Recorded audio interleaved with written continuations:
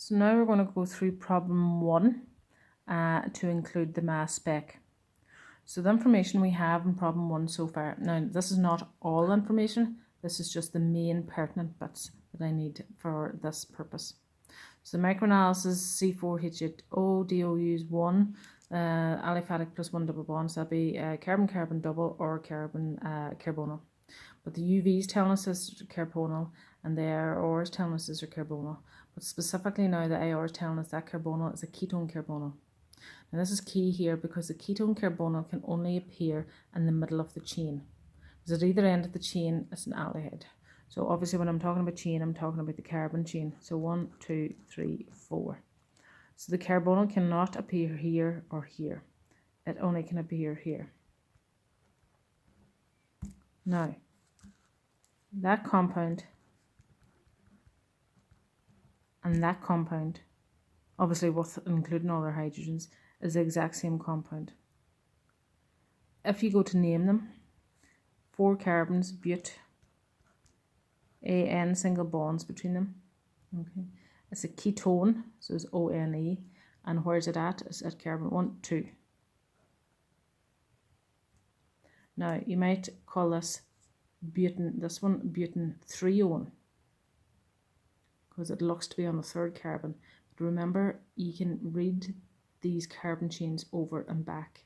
So that could be carbon 1, 2, 3, and 4, or that could be carbon 1, 2, 3, and 4. And UPAC states that you always have to give the functional group the lowest carbon number. So that there is also butane 2-one. So it's the same compound. Obviously, include your hydrogens. So let's go to the mass spec part of it now.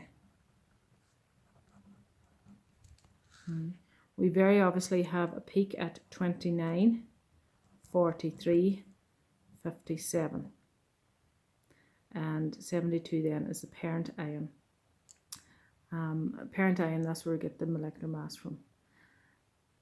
So let's interpret them. What does that actually mean? Well, if we look at our structure, it doesn't need, okay, hydrogen, hydrogen, hydrogen, hydrogen, hydrogen, hydrogen, hydrogen, and hydrogen. If we look at our structure, the 29 is the respective of that there.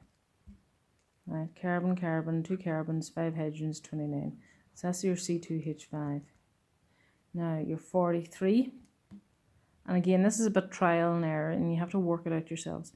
But I'm going to tell you straight away, carbon and carbon, oxygen and 3 hydrogens. If you count all them up, it's going to be 43. So that's going to be CH3CO, so 43 there. 57, let's work out what 57 is. Well, that's 29, that's 43. So what I'm going to do here is I'm going to include that, and I'm going to get my 57. So that's your C2H5 with your carbonyl. So if you even want to put a 57 around that there, just to keep yourselves right. Now additionally, there's one extra thing. We had a peak at 72, that was the parent peak. What we can do is take away the 57, and that gives us a CH3, which is, sorry, should be 15, which is your CH3.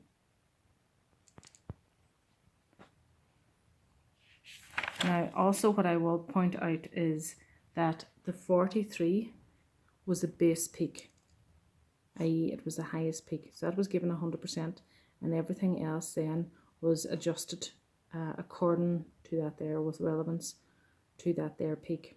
So 43, or CH3CO, essentially that was the most common peak, that was our common fragment, that was the most stable fragment there. That was your base peak. So that's unknown 1, how to interpret the mass spec.